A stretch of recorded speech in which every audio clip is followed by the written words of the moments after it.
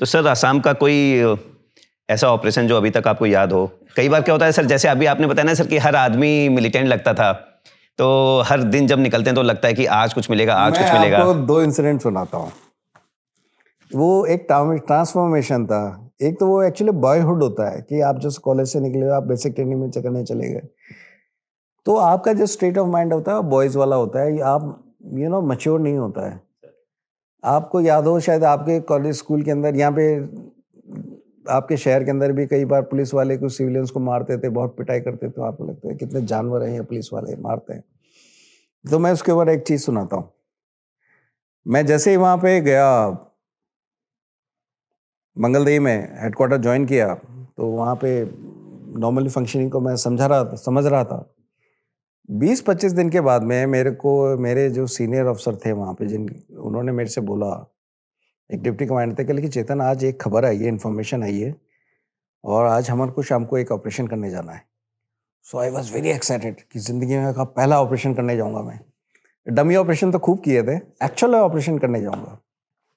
तो उन्होंने मेरे को कुछ भी नहीं बताया उसके बारे में। उन्होंने बोला कि तू मेरे साथ चल बस। मैंने अपने नाम पे एक AK-47 इशू करवाई और शाम को उनके साथ चला गया। वो था एक घर में जाना था, उसको घेरना था, और वहाँ से एक खबर थी, एक लड़के को हमने उठा लिया, वो वैसे ही मिल गया। कोई एक्शन नहीं हुआ, बिल्कुल गए और वो सामने मिल गया और उठे पकड़ के गाड़ी में लिया है। आपने सोचा तो नहीं ये डर तरीके ये क्या है operation? I was in different state of mind. यार ये कोई ऑपरेशन होता है क्या?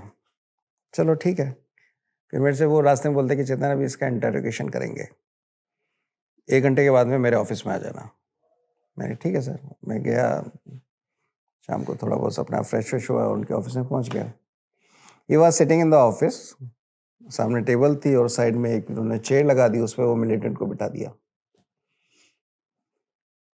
और वो एक आदिवासी ग्रुप था वहाँ लोकल, उसका बंदा था वो, वहाँ लोकल किडनैपिंग वगैरह में उसका हाथ था। तो वो उन्होंने उससे पूछताछ करना चालू किया। वो उनको थोड़ी बहुत आसामी आती थी, वो आसामी में पूछ रहे थे। मेरे को कख नहीं समझ में आ रहा था वो क्या पूछ रहे हैं और क्या कर रहे हैं। मैं बैठा वो उन्होंने मेरे को बिठा दिया। वो उन्होंने मेरे को इसलिए बिठा दिया कि वो चाहते थे कि मैं सीखूं कि इंटरोगेशन कैसे होता है। अब उन्होंने उसको गर्म करना चालू किया। हम नहीं पूछेंगे कैसे। अब वो गरम मतलब उस तरीके से नहीं, वो हाथों से ही था। तो वो भी एक लैंग्वेज है। अब वो बोले ना जानू ना जानू ना जानू, वो जो भी पूछे ना जानू, कुछ नहीं जाए। अब वो उसको नहीं, ये बनते करते करते 2 घंटे हो गए। वो पूरा वो काला था लड़का, बिल्कुल लाल हो गया वो। अब मैं को उस लड़के पे दया आ रही है और जो अफसर है मेरा सीनियर, उस पर मेरे को गुस्सा आ रहा है। मैंने कहा कितना मार रहा है यार ये। लेकिन मैं जूनियर अफसर था और बिल्कुल अभी एक तरह से मेरा प्रोबेशन टाइम था। फिर उन्होंने, जो अफसर थे, उन्होंने बोला कि अपने ऑर्डली को बोला कि एक काम करो यार, 2 पैक बना के लेके आओ विस्की के। तो अंदर मेस में गया और 2 पैक बना के लिया। उस टाइम पे मैंने पीता था मैं, लेकिन मैंने अपने हेडक्वार्टर में बता रखा था कि मैं नहीं पीता हूँ, क्योंकि मैं अपनी इमेज थोड़ी सी शरीफ वाली है। क्योंकि वो वहाँ पे मेरी यूनिट में कुछ लोग कुत्ते की तरह पीते थे, तो मैं उनके साथ इन्वॉल्व नहीं होना चाहता।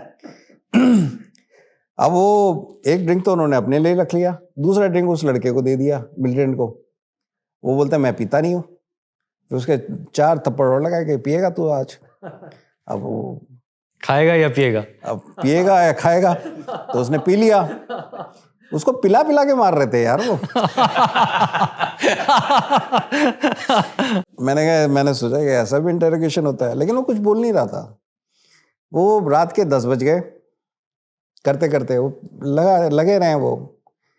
फिर वो मेरे से बोलते कि चेतन अब तू इंटरोगेशन कर, मैं थोड़ा सा रिलैक्स होके आता हूँ।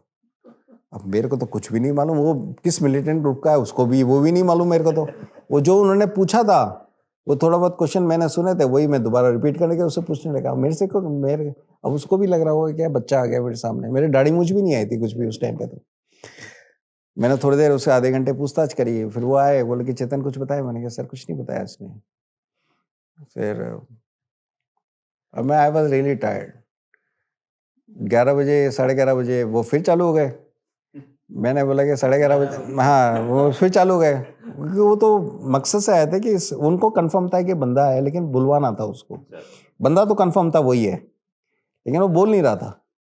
फिर मैं 11:30 बजे मैंने कहा सर मैं थोड़ा सा आराम कर लूँ, मैं आता हूँ बाथरूम के ओके। वो देखिए जा, मैं सामने ही रूम था, मैं गया और बिस्तर पे ऐसे ही मैंने पहनी हुई थी यूनिफॉर्म, वैसे ही मैं जाके बिस्तर पे शूज़ पहना पहना ही लेट गया और वहीं मेरे को नींद आ गई। रात को 1 बजे उठ के आए, वो रात को 1 बजे तक पूछताछ करते रहे उसके, और उठ 1 बजे के बाद मैं आया और उसको मेरे को जगाया, चेतन शूज़ वूज़ खोल ले, आराम करके सो जा। That was my first time, that was my first interaction with the militant.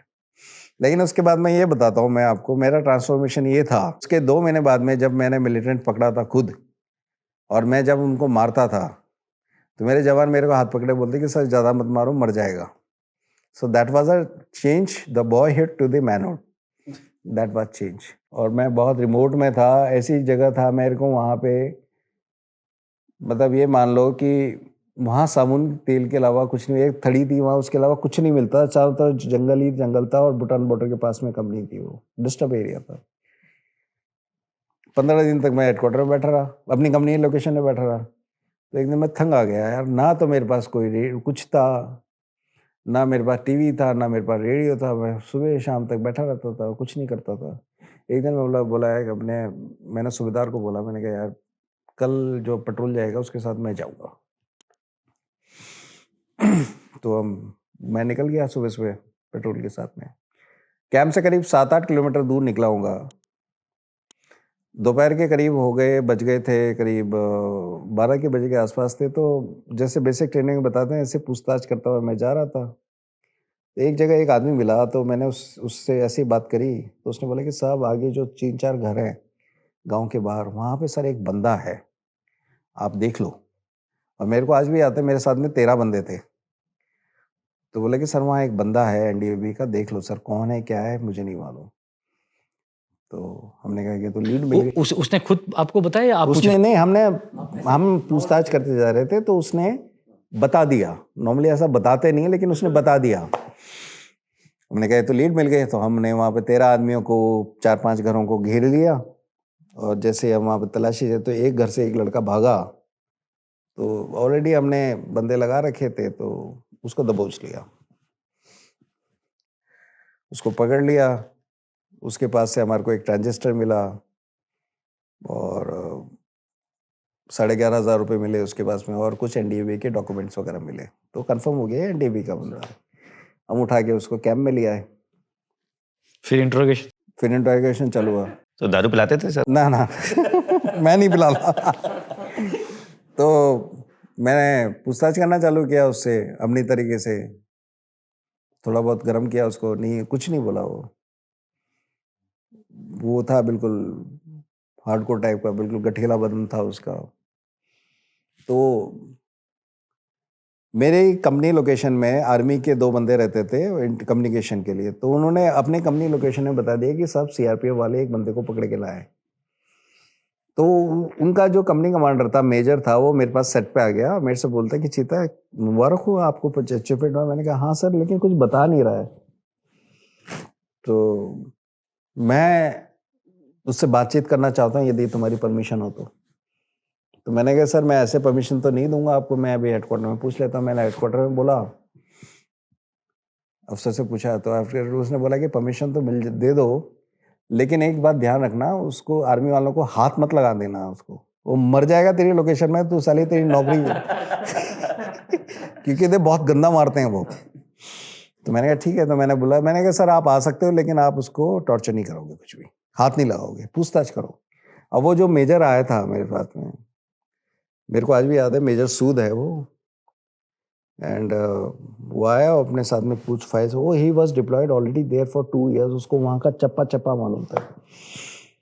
और वो आया और उसने भी पूछताछ करना चालू किया। अब वो बंदा जो था, वो अपना अलाइस नेम बता रहा था, असली नाम, अलाइस नेम जो एनडीबी ने उसको दिया था, तो उसका नाम था दाइमा, मेरे को आज तक भी याद है। तो उसके पास एक लिस्ट थी जो उसने मिलिटेंट से पकड़ी थी आर्मी वाले के पास में, उसने देखा ये दाइमा, उसने देखा दाइमा नाम मिल गया उसकी लिस्ट में। मेरे से तीसरे बार आके बोलते कि चीता तो किसको पकड़ के लाया है? मैंने कहा कौन है सर? कहते कि यहाँ का एरिया कमांडर है ये तो। तेरे तो बल्ले बल्ले हो गई यार। मैंने कहा सर, उसने मेरे को पूरा पढ़ के दिखाया कि ये है कंप्यूटर, ये है इसका असली नाम ये है, ये यहाँ का रहने वाला है, इसको ये इसकी स्पेशलाइजेशन इस चीज़ के अंदर है, इतने साल में इसने वहाँ पे भूटान में जाके ट्रेनिंग करी है, वो सारी डिटेल थी उसके पास में।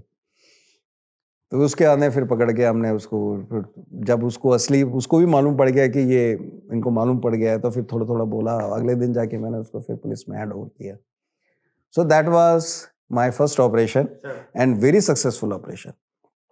बिल्कुल sir, area commander is a big area commander मिलना इतना, बोलते कि वो सिविल पुलिस का एसपी आया मेरी लोकेशन पे 1 वीक के बाद में, और मेरे जवानों को रिवार्ड मनी दे के गया अलग से। बोले कि चीता, इस बंदे को मैं पिछले 3 साल से ढूंढ रहा हूँ, ये मिल नहीं रहा, तेने आते पकड़ लिया। मैं सर किस्मत है। क्या बात है सर, आपके साथ ये किस्मत रही है सर। किस्मत है ये। आप जहाँ भी जाते ही आप धमाल कर देते हो सर। नहीं, हर जगह नहीं होता है यार ऐसा। आप कंपनी कमांडर है और इवन बटालियन सीओ बने तब। उसके बारे में बात करेंगे सर।